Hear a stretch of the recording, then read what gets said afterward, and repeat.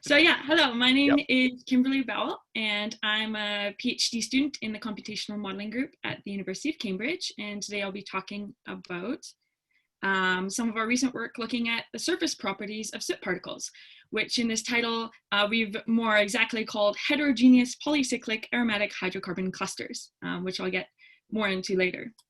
So I just wanted to start by popping up photos of the people involved, because I wasn't sure if we'd have videos, and it's always nice to see some faces to the names.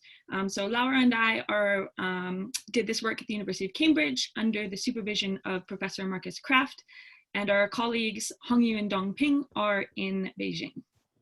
So I mentioned that this work is studying the properties of soot particles, which I'm sure you all know are the carbonaceous product of incomplete combustion. So I just want to take a quick moment to answer, why are we interested in soot?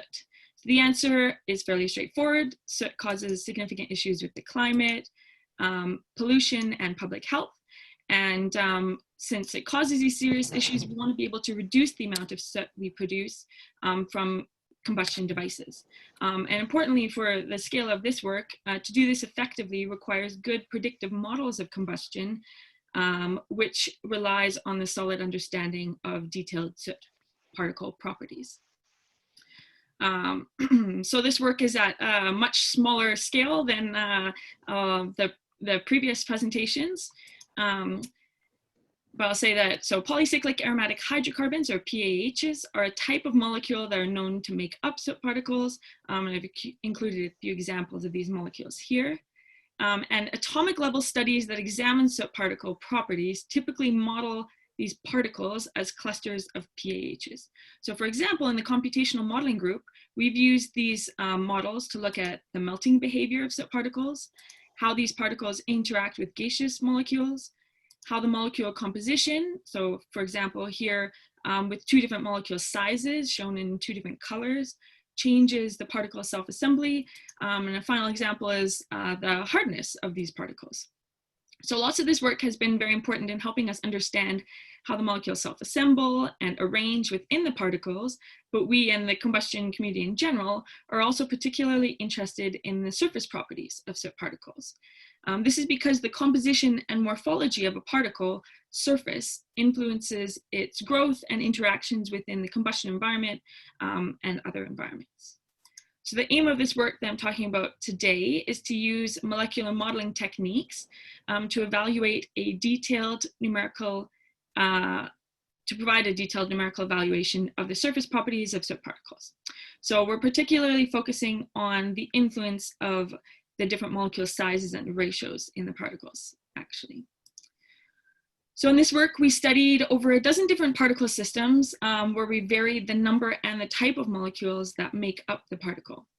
So some of the terminology we use is that homogeneous particles are those that contain only one type of molecule of the four that I've shown here. And heterogeneous particles contain two, so binary, or four, quaternary molecule types in different ratios. So for example, here I've just quite simply said uniform and non-uniform ratios of these molecules. So I won't go into the details of the computational methods, but I'll say that we used replicate exchange molecular dynamics to obtain the stable structures of these particles across a wide range of temperatures. And then a method called solvent excluded surface analysis, which uses a rolling ball algorithm to describe the three-dimensional surface of these particles. So the sites of interest on these particles are hydrogen and carbon atoms. And then carbon atoms can also be split into internal carbon atoms, which are on the basal plane, and edge carbon atoms, which are on the molecule rims. And then edge carbon atoms can be further defined as free edge sites, which are pictured here, containing 2 carbon atoms, or zigzag sites containing 3 carbon atoms. So a key feature of soot surface analysis involves understanding the proportion of potential reactive sites in the particle that are accessible to a species that's interacting with the surface of the particle. So the first thing we studied is the percentage of each atom or site type present on the particle surface as a percentage as a function of the particle diameter. So one thing that we found interesting is that we see that all the particles, regardless of whether they're homogeneous and heterogeneous with 2 or 4 molecules in different proportions, show the same trends for the percent of carbon atoms and zigzag sites. And this shows that these values are independent of the molecular composition. And so real soot particles can be simplified as homogeneous models. The percent of hydrogen atoms on the surface are significantly higher than carbon atoms, since the configuration of these particles promotes pi stacking of these pH molecules, where the molecule edges face outwards, which you can see in this these snapshots of the side and top view of a very small particle containing 4 molecules. And the proportion of hydrogen atoms on the surface also shows a dependence on the molecule type, with the larger constituent molecules providing larger percentages of surface hydrogen values, which I've indicated with an arrow in this subplot. And then the percentage of free edge sites on the particle surface is influenced by the presence of different molecule sizes, with heterogeneous particles here, ranging from about 30 to 100%, have a different trend than the homogeneous particles, which are less than 20% of the free edge sites on the surface. And this can be largely attributed to the molecule stacking behavior that dominates both particle types. So in homogeneous particles, when you have these pH stacks, all the molecules are the same size, so they're aligned, and therefore the carbon contributions, especially the free edge sites, come predominantly from the molecules that cap the ends of the stacks. And so, but when heterogeneous particles form these same type of stacks, the different molecule sizes allow greater accessibility of the free edge sites. So you can see that maybe a little bit better in this snapshot here. I've colored the free edge sites in green, and you can see that these larger molecules underneath still contribute to the surface properties. So particle roughness. So particle roughness is calculated as the ratio of this solvent excluded or more real surface area to the spherical equivalent surface area. And in all cases, roughness increases consistently with temperature. And this is unsurprising because increasing the thermal energy of a particle causes the molecules to be more mobile and change from their low temperature configuration, which I've pictured up here, of parallel stacks, to a more disordered configuration where you get some surface pockets, and which you can see here. So this plot also shows that particle size is an important factor, and as the particle diameter increases, its roughness increases. So that's going from black to blue to red in this plot. So in other words, the larger the particle, the less spherical it is. This plot shows the results for particles containing 4 molecule types, and the same trends were seen for other systems, which tells us that the molecular composition doesn't actually play a significant role. And these roughness results are important because they suggest that real soot particles would have a surface area that is 10 to 30% higher than a spherical approximation that's often used at low temperatures, and even much higher than that at high temperatures, especially for larger particles. So temperature clearly has a direct effect on soot particle morphology and surface properties. So we wanted to further explore its effect on surface reactivity. So here we looked at the surface density of different atoms or sites as a function of the temperature. And the scatter points here show individual particles that we studied, and the lines just indicate the overall trends. So it's initially clear that these two atom surface densities show the opposite behavior with increasing temperature. So hydrogen density decreases and carbon increases. And these temperature-dependent behaviors can be explained by the change from the solid-like to liquid-like particle morphology. So as I explained before, at the low temperatures, these particles consist of these stacked pHs, so the molecule edges are lined with the surface. So hydrogen atoms make up a significant portion of the surface, but as the temperature increases, these stacks break up and the molecule planar surfaces, which are composed of carbon atoms, are then exposed to the particle surface.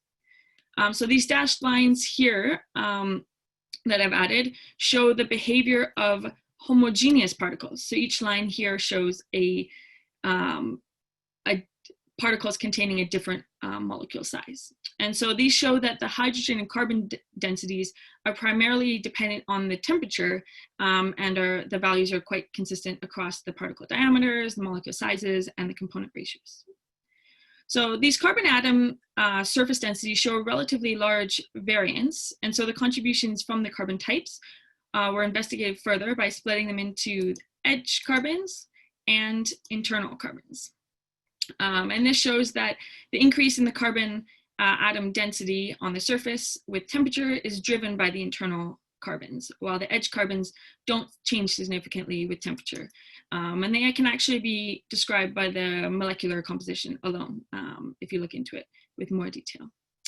And so finally, we wanted to look at how the different molecule sizes were involved in particle surface properties. So these bar charts show the contributions of the 4 different molecule sizes, decreasing in size from left to right, to the total carbon and hydrogen atoms present on the surface for particles at the low and high temperature values.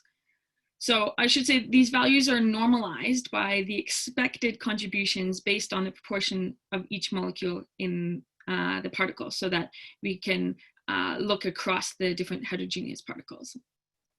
So first, looking at the hydrogen atom contribution, you can see that all 4 molecule types contribute proportionately to the surface hydrogen atoms at low and high temperatures. So they're all around this value of 1. In contrast, the surface carbon atoms experience higher contributions from these small molecules at low temperature. And this can be explained by the core shell configuration, core shell configuration of soot particles, which has been identified in previous work, where these young soot particles have larger molecules present in the cluster particle core and smaller molecules forming the particle shell. And at high temperatures, which are shown in these red or pink bars, the molecule sizes increase or decrease towards their expected molecular contribution, so towards the value of 1 on this plot. And that corresponds to a more mixed arrangement where all the molecule types contribute proportionately to the surface properties. Oh, sorry, forgot to click through those. I'll end off by saying that this work is available as a preprint on the website of the Computational Modeling Group, and I encourage you to take a look if you're interested for more details than I was able to cover in this presentation. And I'll say in summary, we used molecular modeling techniques to determine the surface of model soot particles. And this helped us understand that the percentage of some atomic sites on the particle surface are not actually dependent on the size or the ratio of the molecules in the particle, just on the particle size, while other sites are actually influenced by the molecule size and the heterogeneity of the molecule sizes. Particle roughness changes with temperature, and spherical assumptions of particle surfaces likely underestimate the surface area significantly.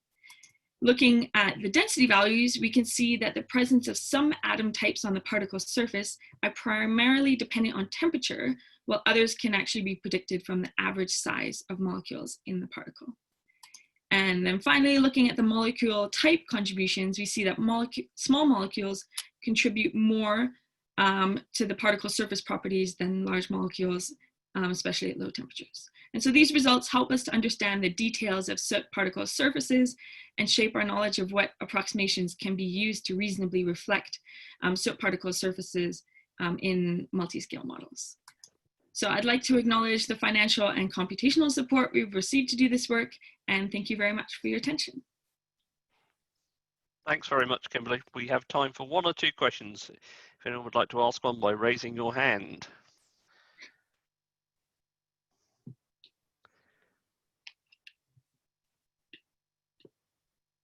I don't see any hands raised. Well, feel free to yes, put we do. Yes, we do. too. We have Matthew Berry. I will unmute you if I can. Yep. Yes. Please do ask, Matthew. Yes. We believe that the surface area of the particles is a significant contributor to various measurement effects, uh, more so either than particle number or particle mass. Are you finding that?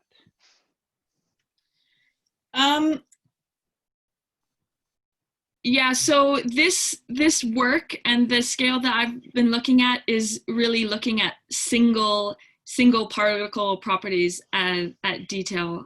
So this work doesn't involve kind of any comparison or analysis of number or mass of particles.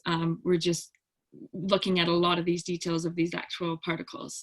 So I mean, that's an interesting point, and yeah, thank you for saying that, but I couldn't really comment based on anything I've done here on that kind of stuff. Okay, thank you. Okay, thanks very much, Matthew. I think we should probably move on there. Thanks very much, Kimberly, once again.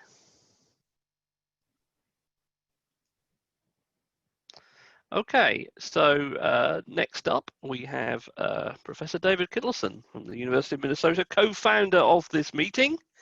There's an interesting discussion going on after John Anderson's talk in the chat about metal oxide particles in DPF. So David's going to talk about something that's apposite to that discussion, which is ash particle emissions from a lean burn GDI engine.